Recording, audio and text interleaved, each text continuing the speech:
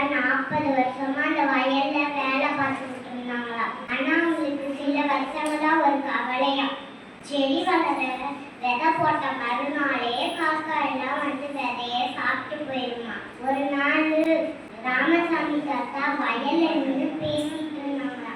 இந்த காக்காவை விரட்ட ஒரு புத்திசாலிதான் பிறக்கணும் அப்படின்னு சொன்னாங்களா. அரசு பள்ளி முடிஞ்சு அருள்னு ஒரு பையன் வீட்டுக்கு வரும்போது அதை கேட்டாங்க. கேட்டுட்டு ஒன்றும் பேசாம அமைதியா வீட்டுக்கு போயிட்டாங்க. மறுநாள் பள்ளிக்கு போனாங்க. அறிவியல் ஆய்வகத்துக்கு போய் பழைய மின்விசிறி மோட்டார், பழைய மொபைல் ஸ்பீக்கர், சோலார் தகடு எல்லாத்தையும் எடுத்துக்கிட்டு இருந்தானா. அப்ப ஆசிரியர் வந்து, அருண் என்ன செய்யற அப்படின்னு கேட்டாங்களா. அதுக்கு அருண் சொன்னானா, சார் காக்காவோட பேச போறேன் அப்படின்னு சொன்னாங்க. ஆசிரியருக்கு ஒண்ணுமே புரியலையா. சில வாரங்கள் கழிச்சு அருண் ஒரு கருவிய கண்டுபிடிச்சாங்க. சூரிய ஒளி வந்தோடனே அதுவா இயங்குமா.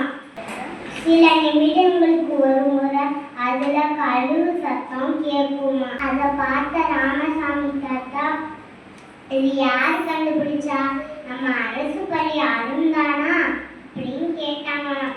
கலை திருவிழாக்கு அருணை பேச மேடைக்கு கூப்பிட்டாங்களாம். அவன் வெறும் ஒரே ஒரு வரிதான் சொன்னானா. அது என்ன தெரியுமா, நான் காக்காக்களை விரட்டுற கருவியை கண்டுபிடிக்கல, விவசாயிகளோட கவலையை விரட்டுற கருவியை தான் கண்டுபிடிச்சேன் அப்படின்னு சொன்னானா.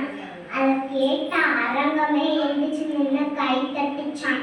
அவனுக்கு பரிசும் கிடைச்சிச்சான்.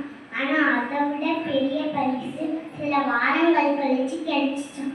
அது என்னன்னா, பல கிராமங்கள்ல அருண் கண்டுபிடிச்ச கருவியை தான் பயன்படுத்தினாங்களாம். ஒரு நாள் ராமசாமி தாத்தா அருண் கையை பிடிச்சு சொன்னாங்களாம், நாங்க எவ்வளோ நாளா இந்த வயலை தான் பார்த்துட்டு இருந்தோம். ஆனா நீ மட்டும்தான் இந்த வயல்ல இருக்கிற பிரச்சனையை பார்த்து அதுக்கு ஒரு தீர்வு கண்டுபிடிச்சிருக்க அப்படின்னு சொன்னாங்க. அதுக்கு அருண் சொன்னானா, அருண் சிரிச்சுக்கிட்டே சொன்னாங்க, இல்லையா கையில புத்தகம் இருந்தா தேர்வுல ஜெயிப்பாங்க, அந்த புத்தகத்துல இருக்கிற சிந்தனை இருந்தா இந்த நாடே வெல்லும் அப்படின்னு சொன்னானா.